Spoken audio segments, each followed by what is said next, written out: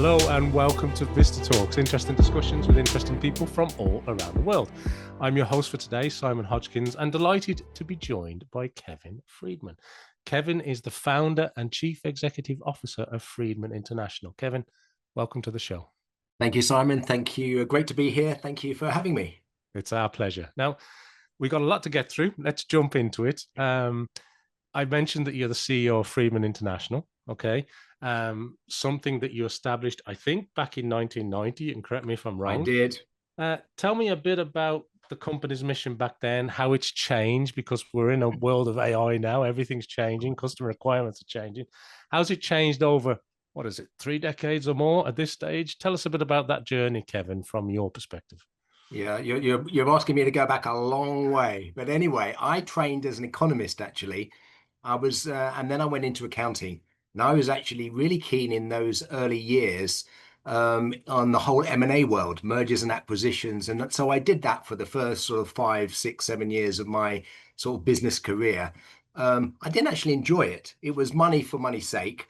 I didn't enjoy the deal-driven approach. And actually, I learned a few things. Number one, I didn't want to work in a big company. I didn't enjoy the fact that you really were, I would say irrelevant, but you could make little impact unless you're at the very top, which clearly I wasn't in those early days. I didn't want to work with a big company. The company I worked for actually went bust, and I was unemployed. And that's not a great feeling. I mean, of course, many of us will go through that at some point in the career. I didn't enjoy the feeling. I could see that the management had made mistakes. And I said, okay, well, I'm going to make my own mistakes. And, I'll make my bed and I'll lie in it. And if I screw it up, I'm going to pay the price. So hence I wanted to have my own business. And the other thing I'd learned, actually, when you're doing M&A, mergers and acquisitions, and this is for any business, the team, it's all about the team. And the previous CEO that I'd worked for, he didn't know how to hire and motivate and retain people. And so for me, it was okay. I want to have my own business. I want to build a team and get the team to be high performing. And that was my motivation. I knew nothing about marketing or localization. I was an accountant. I was a finance guy. I met someone, we became partners, and the initial business was print management. Printing management. Okay, we go back in the 90s. Print was the main medium, apart from sort of TV and sort of outdoor. It was a big medium, of course, in those days. We set up. I knew nothing about it, and I said to my partner at the time, "Okay, go and pitch to some possible customers." We hadn't set up at all yet. I just had it as a concept. Go and pitch. I want to hear you pitch it, and I want to see their reaction. And he set up the meetings, he pitched it, and they said, "Oh, yeah, that sounds quite interesting." And the concept of printing management is we would take away the burden of managing printing for companies. We'd build up enough buying power to get good value. We'd take away all the hassle, the technical challenges. They'd get the print they needed, and we'd make a margin. And that was the business. And we set up. We had 2 desks in my flat. We had 2 phones. There was no LinkedIn in those days, guys. It wasn't easy to know who to talk to, and we made cold calls all day long. And it took 2 or 3 months. We got some initial clients, happened to be advertising agencies. They needed printing for their customers. So off we set. It was great fun in the early days. If you've done a startup, the camaraderie, this very small team of 2, 3, or 5 people, everyone knows everything, you're involved in everything. I knew nothing about printing, nor did my partner, funnily enough. We didn't know how to hire good people. We didn't know how to find good printers. Every job we did went wrong, and that was the early 2 years. Partner left after a couple of years, and it was challenging because the margin on printing management was low, and it wasn't really enough to cover the costs. And I had my lucky break, which was in 93. I got a press article in a procurement magazine setting out the concept of print management, and I got contacted by UPS, United Parcel Services, and invited down to their office in Richmond. and pitched the concept. And it was a procurement manager said, "This sounds interesting. At the moment, we've got a lot of each country does their own printing. So they're in 10 markets around Europe. Each country does their own printing, but we use McCann Erickson as our big advertising agency, and they're responsible for coordinating everything, managing all the translations, getting everything ready for printing and managing the process." And he said it's a nightmare. He introduced me to the marketing team, and they told me about all the problems: quality problems, approval problems, speed, inability to change stuff, countries unhappy. I mean, it sounded like an absolute nightmare. We'd never done any translations. We'd never done anything like that. But, it was all about process, and I'm a process sort of guy. We won the contract to start handling the localization of UPS's, suppose you call them customer communication materials, printed materials for customers. Everything from a waybill, which was what you needed to actually make a delivery back in the day. There was no internet. You'd have to fill in a waybill, personalized for every client, for every customer, sales brochures, etc., etc. And over 2 or 3 years, we experienced all the challenge of managing translation-related projects, moved the business from print management to managing multilingual print-based campaigns. Okay. Wasn't what I call proper advertising in those days, print-based. We got an amazing meeting with British Airways in sort of mid 90s, 95, 96. Take me a long time to get this meeting, sitting across the desk with with another procurement manager, and she said, "Do you do menus?" And airline menus. I thought, airline menus? What is the complexity in airline menus? Is a small bit of card, little bit of writing on it. Of course, being a salesperson, I said, yes, of course. How can we help? And she sends over a huge RFP explaining the British Airways menu program, which was horrifically complex. Obviously, you've got planes flying all around the world, hundreds of destinations, all different times, day and night. Depending upon the routing, the length of the routing, the destination, whether it's going to or going from, the meal choices are all different. So British Airways had hundreds, thousands of different versions of menus flying around their system, changing weekly, all different languages. Logistically complex. We won the contract, started managing all of their menu programs, getting it sorted out, getting the quality right, everything on time, etc. So we got very, very good at managing complex multi-language communications. Around that time, so we're talking late 90s now, we actually interviewed someone for one of our language coordinator roles. And she was working for an in-house team at Xerox. I didn't do the interview myself, but what was passed to me is Xerox have an in-house department, and they're not doing a very good job on their translations of their campaigns and their brochures, etc. It's taking a long time. It takes weeks and weeks and weeks and weeks, and we could do it a lot quicker. So I wrote to the chief executive of Xerox in the States, Paul Allaire, a letter, the old snail mail, a letter written, signed by hand to Paul Allaire saying, "You've got this department in the UK, does all this multilingual stuff, you guys. It's not very good. I'd like to outsource it from you. Take it over." That's what I did. So a few weeks later, I get a letter back from the managing director of the UK Xerox saying, "We've received your letter to Paul Allaire. Thank you so much, and we'll be in touch."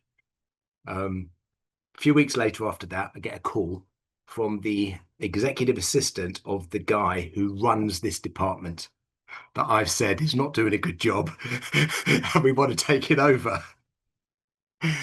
I driving up the motorway up to Welwyn Garden City, which is where it was, thinking, how am I going to handle this? I'm going to meet this guy who's clearly not going to be happy because, I've just essentially told his boss's boss that he's doing a bad job. Get into the meeting. It was tense. I would say, challenging. What I found out, though, that his department was really specializing in technical documentation, the documentation for the Xerox products, and what you might now call software localization, the localization of the software product. They weren't actually set up to do the marketing localization. It was just different, different types of translation. As we know, it's transcreation orientated. The process is rather chaotic because it's marketers. Things kept changing and they weren't good at it. So I got a pilot off the ground. We proved our capabilities and we helped Xerox over about 10 years actually to get a really smart model for their marketing around Europe. So that was the early 10 years. I've tried to condense it in 10 years and 20 minutes, Simon. So I saw it was a bit long. But in the 2000s, we broke into advertising proper. So we got approached by Electronic Arts, big video game manufacturer, launching and advertising their FIFA brand products and other big games all around the world, television, cinema, outdoor, obviously now digital, print had sort of started to disappear, digital advertising. They were working with, some very capable advertising agencies, but using those ad agencies to coordinate the internationalization of the content. So managing all transcreations, managing voiceovers, editing TV scripts, getting it approved for markets around the world. And they just weren't set up for that. They're great at the creative, great at the strategy. But when it comes to coordinating complex, multi-language, multi-market programs, they just were stressing out and charging the client a lot of money. We took the contract and through sort of, I suppose, 2010, 2015, we moved away from what was the print-based campaigns to proper advertising. Yeah. And that's really how we got to where we are today. We are specializing in helping scaling brands, ambitious brands to get multi-market, multimedia advertising campaigns to market around the world that on brand, on time, and all the markets happy with what they're getting. That was my journey. Well, what a journey. And you took me right back there to pre-internet days, Kevin, when, print obviously was sort of the original focus of the business. And when you think back to the amount of print campaigns, they said that the internet and digital was taking paper away. I'm not sure that happened. Print seems to be still quite strong for lots of markets. But, back then it was print, TV, and radio. There was no internet as Right. such. Mobile phones were, Didn't didn't exist. exist. There was no, as you Influencer say, campaigns, no LinkedIn, right? So a very no different LinkedIn. environment right up to today. And thanks for bringing us through that journey, because I know today you very much specialize on that sort of high-end ad agency, taking the pain out of a campaign for the Yes. brands that you work with. And I know you've got people, around 90 or more markets at this stage, Kevin. So there's an awful lot going on at your company. And I know you mentioned some great brands there, British Airways, UPS. You were talking as well about Electronic Arts and all the work that they're involved in. But you work with a lot as well. You've got people like Meta, I know, that you work closely with. You're working with Indeed, Zotis, I know, springs to mind, IHG. There's lots of big brands. Oracle, of course, huge juggernaut. Indeed, all brands that people would know, Sure. and they've all got international campaigns. They've all got different types of multimedia Yes. requirements. And I know you work with partners to deliver the localization, to deliver that transcreation or whatever's required. And it Yeah. was interesting to just, when you think about the British Airways menu, you go, well, what's difficult about that? And then you look at the complexity of that. And then I suppose in today's world, you multiply that by, I don't know, 100 for some of the massive campaigns that Yes. brands are doing. It's a Yes. very exciting space, and you've been able to move almost ahead of the curve with a lot of these brands. But there was also a very good sort of uh, sales approach in terms of, well, if I don't ask, I don't get, and they seem to come back with you. So thanks for sharing that. It brings me nicely onto the next thing I want to ask you, though, Kevin. It obviously, when you're working with those sort of brands, and you're implementing a campaign, a localization strategy in some cases, what do you think are the key elements that such a strategy needs to encompass, particularly when you're working with ad agencies that you mentioned, or marketing people, people interested in their brand voice, their tone of voice, their style? What are the sort of key elements that you really focus on, Kevin?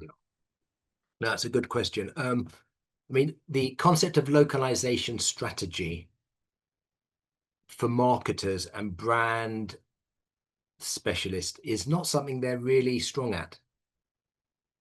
There are plenty of localization teams that tend to work more on the product side for the businesses, but when it comes to advertising, they seem to not get why it's so important. So, um, I think the first one is, how do you want to turn up? How do you want to show up around the world? That's the fundamental building block. What does your brand mean? How does that meaning work in different markets, in different cultures? Creatively, in terms of its tone, in terms of the emotional element of that brand. So that's how can you be authentic, your authentic self that you want to be in those markets, but then how can you do that in a consistent way? And we're playing off this global local spectrum that is the big challenge for, I think, all brand builders. I want my brand to be consistent, because of course that's how I build brand value, but I need it to be locally relevant, needs to have impact with local audiences. So I can't show up in exactly the same way everywhere, because they won't get me. But if I turn up completely locally everywhere, then they won't recognize me as a global brand. And that global local dimension in terms of the brand is critical. And then you get to the global local in terms of the coordinational side, which we'll come on to. So I think the first thing is, how do you want your brand to turn up around the world? Do you understand what you need to change and what you need to keep the same? I wanted to ask you about what you've just said there, because one of the things I wanted to talk about was, brands that are trying to be agile. They're trying to respond in real time. They've got everything from user generated content to their own product content to their own advertising content to their own corporate messaging and brand messaging. And they're trying to be agile in their approach to their content, to their creative campaigns, to their advertising, especially in today's world, more than ever, I suppose. It's faster than ever, or at least it seems to be. And they're targeting multiple countries, cultures, and languages, right? So, what about brands that are challenged with that, trying to be agile, but there's an awful lot in the mix right now to be agile with all those elements? Are there any sort of tips that you focus on there, Kevin? In terms of sort of, yeah, how can you maintain your brand, get stuff out, and be agile at this, and be agile enough to respond? I mean, we focus a lot on how you build agile systems for brand building around the world. And I think for me, firstly, it's a philosophy. I call it a lab, not a factory philosophy. Factories are built when everything is stable. I set all my machines up. I agree all the processes. I train everyone. It goes A, B, C, D, E, F, G, and then I put the widgets in and off they go. That's the factory process. In a very fast changing world, that's not going to work, because things are moving too quickly. You might need to change the order process completely around. So a lab model is much more collaborative. So number one, you've got to have a mindset of collaboration. You've got to set your teams up so they're able to move around a process much more easily than everything being very streamlined and factory-like. So that's number one. When you build your process from getting content from beginning to end, writing the content, approving the content, adapting the content, getting the content out, it's got to be built for change. You've got to expect at any point in that process, something might change. How do we respond to that when it happens? Do we have enough agility built into our ways of working to be able to turn on a sixpence and make the change needed? And Kevin, just on that then, so Are we saying that traditional brand building is outdated, it's becoming obsolete? Or are we saying, no, no, that's still foundational, but you've got to be agile, you've got to do all this stuff as well? 100%. Is it a But plus? Is it a plus? well, I think it's definitely a necessary. Brand building is definitely not well, what is traditional brand building? Is that TV commercials? Yes. That's not obsolete, but it's only part of a mix now. There's so much more that you need to do as a brand. There's so many more places you need to turn up. Um, And what about collaboration as well? I mean, sorry to jump in, but like you mentioned that collaboration is so important to be agile, etc. And I'm just thinking of, you were taking us back to pre-internet days at the start, but now we're in an environment where people aren't necessarily working in the same office anymore. They're spread out around the world. They talk different languages. They report to different people. You could be dealing with people outside your organization all the time, 100%. language experts, linguists, localization service providers, etc. How are you making sure that collaboration is delivered through a global organization? Because that's a difficult one, isn't it? It really is. I mean, I think number one, again, the mindset is it's a team. So I may be in global, I may be in local, I may be in a vendor model, I may be in a market, I may be in a home office. I'm part of the team, which means we all count. That's number one. The mindset is really important. The second one is I need to know my role in that process. And you'd be surprised how how often that process, and let's call it the RACI, everyone's heard about RACI, but my role in that process is not well understood, partly because we're all moving so fast. But that is a recipe, that's like too many cooks in the kitchen. That's the recipe for failure. So here's the process. Here's how it works. This is your role in the process. This is the tech you're going to use. This is the response we expect back. If this happens, then this happens, so making sure everyone in the end-to-end campaign process knows their role. They understand the knock-ons from one part to another. That's so critical. And there isn't this, of course, there's people who have to make final decisions. There are people who are more senior than other people, but we've all got to play our part to make it happen. Otherwise, it won't. Yeah. So I think one of the biggest problems I find in the big organizations is where the global teams think they are senior to the local teams. Now they're not. The global teams have a different role from the local teams. The global teams is there to set strategy. They may define the brand. They may create the core materials. The local teams are there to actually sell products, deal with local channels, deal with tactical initiatives, and they often don't collaborate very well. Global doesn't want to listen to local because local has a not invented here syndrome. And local doesn't want to listen to global because they want to do their own thing. And Right. they're in, and Right. and we sit a little bit like in the middle of the seesaw. Yeah, up and down. We're there to try and balance things out and try to get people listening and talking and also adjudicating when things are important. Sometimes the local guys haven't got the right point of view and we can help adjudicate, but sometimes the global guys need to listen harder.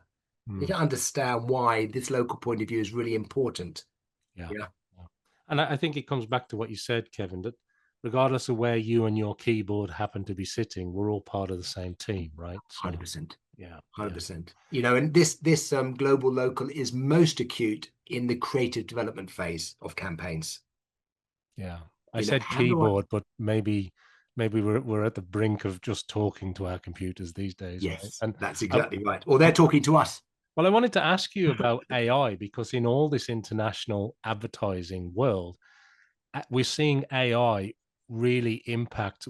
I saw major headlines at the time of recording this week about the impact that AI is having on WPP, one of the world's largest, if not the world's largest global ad company, reaches internationally, and they're seeing their share price, significantly impacted. Their chief executive has just stepped down. And then on the other side of that coin, I see Ernest and Young Studio Plus launch, and Yes, I they're saw that. actually going the opposite way. They're saying, no, this is fantastic. So Yes. is AI impacting your business world, Kevin, significantly? How is it helping? Um, it's helping and it's impacting. I think the WPP one's interesting, if I can just add a point of view there, because WPP share price has cratered, but Publicis share prices dramatically increased, and their service capabilities are pretty well the same. Yeah, that's a good Okay, point. so Yeah, no, that's a fair point. Yeah. I don't think it's an AI thing. I think it's a internal WPP thing that they may or may not sort out in time. AI number one is a great tool. We've been using tools, of course, all of us. If we're in the localization business, translation management and workflow systems have been around, machine learning for a long time. This is another tool. It has generative capabilities. So, of course, some parts of the translation process can be maybe automated, speeded up, replaced with the AI systems. So we got to see it as a tool. It also has then this agentic AI which is coming, and there was you to manage workflows and automate tasks. But we've had that as well before. Um, so I think on the one hand, it's exciting because it is a technology that we can incorporate in. Um, I think the worry for brands is there's going to be so much more unauthentic content flooding every single media channel because it's so easy now to create more and more rubbish. I think they use the term AI slop, don't they? Is that the Okay, term? that's the Yeah. term. I was used the word crap, but AI slop is a better term. That I think it's even more incumbent on brands to work out how they want to turn up. So I think there's going to be even more of a premium on quality. The quality could be generated by an AI system, but not the thinking behind it. Yeah. Um, the quality brand building is going to still remain increasingly important, I think, even more important. So I think with us AI, I mean, we're embedding AI now across our processes. So it's not doing the full transcreation process because it can't, but it's getting embedded in. It's not doing the full production process because it can't, but it's getting embedded in. It's going to get embedded into all of our ways of working. My hope is that a lot of the more basic activities that my teams do will be handled by AI systems. That allows us to elevate everyone, think about problems, innovations, adding more value, bringing more ways of working through to clients. So actually, and that's what automation has always done. So I'm not actually scared that the AI systems will eliminate all the jobs. More jobs will be created. And with every technology that's ever existed, more jobs have come. And I believe that will be the same with AI. We can't see it yet. Yeah. Thanks for sharing Um, that, Kevin. Yeah, it's a good yeah, points that you make there. Yeah. yeah. What about we've talked a lot about success and everything going well, and it's been quite a positive conversation, but there must be times where you've had challenging campaigns to deliver for corporate brands where you move the business is now in the advertising space. Is there anything that springs to mind in terms of challenges whether it's today that is still a challenge, or maybe something in the last number of years where it's been particularly tricky, just to balance our conversation a little? Um, in terms of challenges, I mean, the campaigns we take on tend to be really, really challenging ones because we're working mostly with brands now that are on the cutting edge of technology themselves.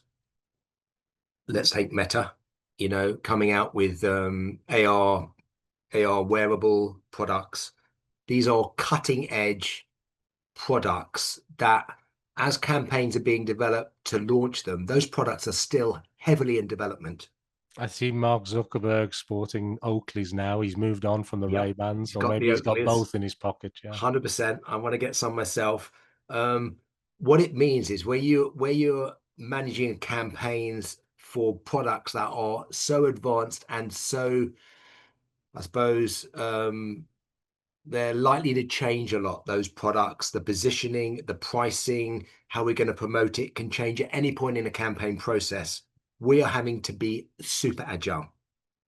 So that is spinning our team up in all sorts of ways. So we've got to have real scalability in our sort of production process, because literally on a Friday night you can be told it's all changed. We need to redo everything, but it's still got to be delivered on Tuesday. And we're talking, with these big campaigns, often hundreds and thousands of assets, videos and digital assets and TV assets and so on and so that's our big challenge. Our challenge, we're built for change, but our challenge is managing change, and it can come from any direction. The thing is, with change comes the possibility of error in your quality process. Yeah. An accent is missed off somewhere. A line break has gone wrong. A video's got a slight edit wrong. All of these things which you'd think would be perfect have to be quality checked, quality assured. And when you're under huge pressure, errors can be made, things can slip, and that has consequences. So that for us is trying to keep all the plates spinning as clients go through their own decision process of what they want to launch, what they want to change. Have they got more budget? Have they got less budget? The creative is wrong. Yeah. That for us is what keeps us going, actually. That's our passion, to manage that nightmare of change. Yeah, it's a great point. And as you were talking, it reminded me of some of the VistaTech approaches. Obviously, AI, it's a great tool. Everybody's using it and embedding it, as you say. Yeah. But having a lot of people talk about human in the loop, we talk an awful lot more about human at the core.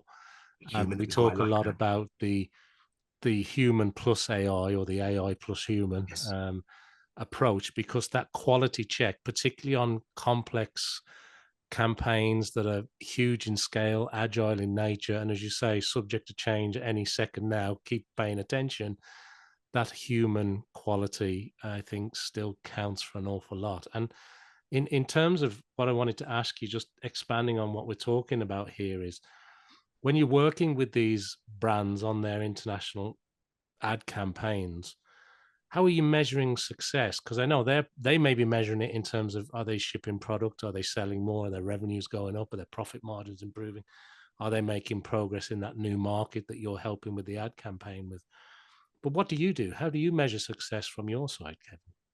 Yeah, good point. Yeah, we can't measure the success of the campaign. We haven't got that media data. Hmm. For us, it's number one, happy markets. That's really, really important. Um, are those country teams, could be sales teams, could be marketing teams, could be are they happy with the campaign that's landed that allows them to do what they need to do? That's number one. Is the global team happy that things are on brand and working for them at a local level? So that's number two. And then we've got all of those, let's call them efficiency metrics, the speed, the error rates, the uh, uh, capability to be agile. We measure those types of things. So how many approval cycles? What was the error rate per asset? What was the cost per asset?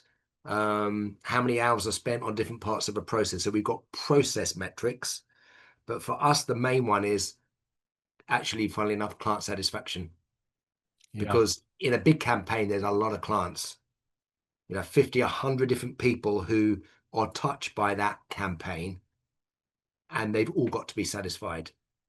We do 6 monthly customer, surveys, and we know our scores are 9 out of 10 at the moment, which is amazing.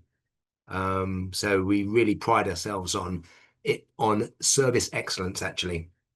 That's been our sort of focus for the last 5, 10 years, service, and it's about the human. There is machines, of course, there is automation, but it's about the human service, being able to anticipate what clients need, respond in the right way, take the pressure off them. They got huge pressure to get things done. Our job is to make their lives easier and sort out that messy campaign delivery. I like that, Kevin. I like that a lot. And let's go back to some basics here. Let's get your view on, if I'm in a business and we're medium or large brand around the world and we're looking to expand globally, Yep. what's the advice you'd give to a business? It could be a new business, well funded, looking to really make an impact on an industry that there's got big players in. It could be an existing company looking to grow their revenues. What advice do you give to companies that want to expand globally, that want Yeah. success in this area? Yeah, no, great question.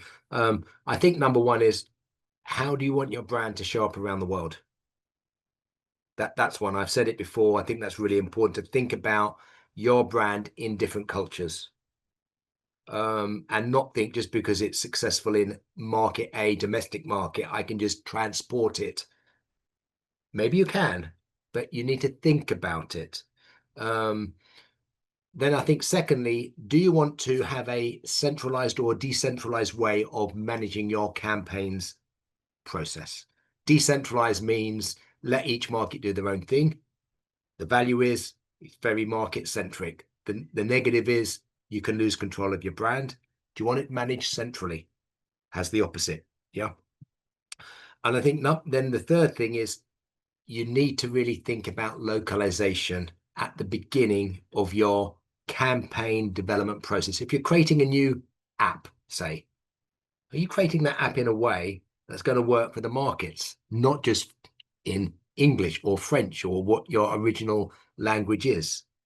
And it goes for any piece of creative. How do we make this work in key markets? So think about localization up front and know that, and you know this, Simon, it's more than translation. Yeah. So many people at the early stage, don't worry, we're just going to get it translated. Well, you can get it translated, but it doesn't mean it's going to work. Yeah, best of luck with that approach. Yeah. Yeah, Good yeah, luck. that's Off you not going to go. work. Yeah, See you later. yeah, yeah.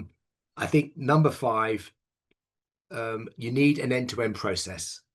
How are you going to go from my strategy, my creative development, my adaptation for markets, my approval processes, my regulatory sign-offs, what does that end-to-end look like? Who needs to be involved? What is their role? How much I'm going to do in the company? How much I'm going to outsource? Which partners do I need? So think about that process. And the final one is build build around you experts that can foresee and prevent problems and stop you having to always solve problems because you've run into the wall. Yeah, you don't want to keep falling in the hole. There are experts out there who've been through this 1,000 times. They can actually put in place the guardrails, give you the advice to know how to navigate the challenge without you having to learn every lesson because they've been learned and there are ways to overcome them. That's a great point. Thank you for sharing that. Look, as we come to the end, I've got one important question I want to ask you, particularly from your viewpoint.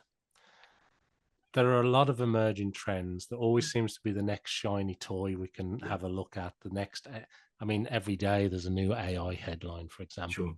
But are you keeping your eye on emerging trends and technologies that you see possibly shaping the future of this international marketing, this international brand campaign?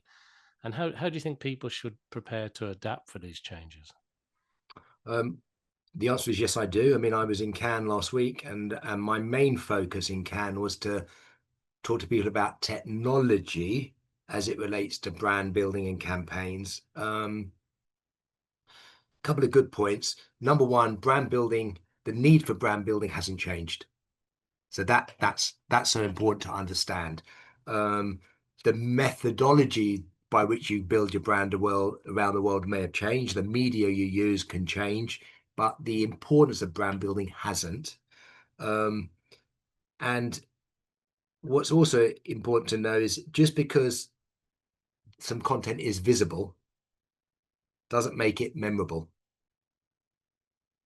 So it goes back to the AI stop. Just because you can produce a lot of content, is it going to work? Is it going to build your brand? Is it going to enhance what you're trying to do? So that's number one. The obviously at the moment it's all about AI based systems. Generative AI, creating imagery, creating video, translating text. I mean, that's all over the place, has been for a while now. It's not flawless, as we all know. It has a role to play, but it's got to fit into a process. And there's no AI that can push out a whole campaign end to end. There's still lots of offline systems and having to connect them up. So that's number one. The agentic AI is coming, but even if you talk to the leaders in that space, the Salesforces, the Microsofts, which I did last week, it's so early. There's no real good use cases yet. So it's coming. I think, we've always been in brand building campaign space, not let's call them activation campaigns, performance-based campaigns, which is a lot more automated. So I think the tech is moving all the time. We take a human-first approach. The tech is there to support. The tech will make things more efficient. The tech can make things faster, but they will bring complexity as well. And it can cost you a lot of money, to get the tech right, but if the tech goes wrong as well, sorting out the problem. So we are fast followers when it comes to use of technology. We've got our fingers on the pulse, so we got a whole AI team in the company, but we're waiting for the leaders to work out the problems, and then we're gonna, then we move forward. So I haven't got any massive new things to share in terms of emerging tech. It's all AI at the moment, isn't it? Seems like a smart approach, though, Kevin. Yeah, seems like the best approach because you can It keep your works finger for on the us. pulse, and you can make sure that when you do implement something, it's had the challenges worked out of it as best Yeah, as it can at that moment in yeah. time. Yeah, Because we can't afford to fail. We're not an yeah, innovations agency. right. We are a delivery. We Got it. have to deliver. We Yeah, cannot afford to miss a slot because a piece of tech didn't work. yeah. I like it, and I also like what you're saying as well about brand building hasn't gone away because in today's world we can often get wrapped up in short term moving the needle in the short term results, and putting noise out there. But ultimately, the real win comes with when you're building a brand, because that medium and long term revenue comes back to you tenfold, if not more. Tenfold. Yeah, yeah, There was a couple of examples that were shared with me at Cannes of recent companies that have built their brand and become super valuable. One is Poppy, Poppi. It's a soft drink. Do we need another soft drink? No, there's loads of soft drinks. Set up in 2018, sold to Pepsi for 1.9 billion this year. yeah. Incredible. That's one. Hailey Bieber's beauty brand, Rhode, again set up in 22. Yeah, she's a celebrity, so with her comes the fame, but she sold that on to Elf Beauty for, I think, almost $1 billion. That's brand. The products are products, beauty products and soft drink products. There's probably not a lot in them, but the brand building has created huge value there. So there was a talk from the IPA, the UK Advertising Institute, and they had the director of creative effectiveness there. Really, brands should be putting around 60% of their budget behind brand building activities and around 40% into activation, performance marketing activities. And it's actually the inverse at the moment. Yeah, Everyone's it's a pushing great the point. I was everyone's following pushing the that. click. Yeah, I was following that conversation from them, and it's interesting. There seems to be a bit of a shift back to, well, we've done this performance, instant demand gen stuff, but actually what we're finding is it's tailing off because we haven't been investing enough in the brand. Seems Exactly to right. be the Exactly big right. news. Yeah. And P&G Hmm. have said they're pushing back towards brand. We saw Airbnb do the same, I think, a couple of years ago for good reason. You know, if the brand is in my head, then when I'm shopping for something, I'm going to go toward that brand. Yeah, it comes So comes back to the old top of mind stuff, doesn't it? Some of the old 100%, principles hold true. But Kevin, 100%.